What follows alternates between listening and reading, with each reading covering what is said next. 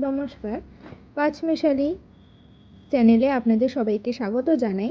আজকে আমরা এখানে তৈরি করব মোচার ঘন্ট। তাই জন্য নুন হলুদ দিয়ে আমরা মোচাটাকে ভালো করে সেদ্ধ করে একটা পাত্রে রেখেছি, আর পাশে কিছু ভাপানো আলু নিয়ে নিয়েছি একটা পাত্রে।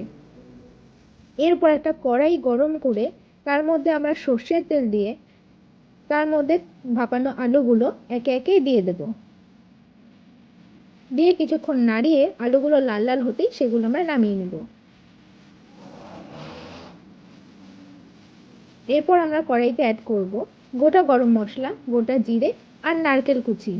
তারপরে ভালো করে নাড়িয়ে এর মধ্যে আবারও আমরা অ্যাড করব হলুদ গুঁড়ো, নুন, জিরে গুঁড়ো, ধনে গুঁড়ো, আদা বাটা।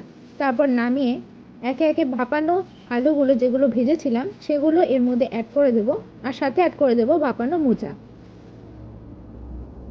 তারপর আবারও আমরা খুব ভালো করে নাড়িয়ে নেব।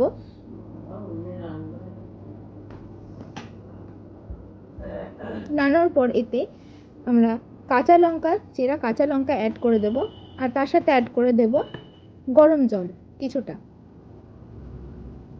তারপর কিছুক্ষণ চাপা দিয়ে রাখার পর ঢাকনা তুলে অ্যাড করব চিনি, গরম মশলা আর ঘি।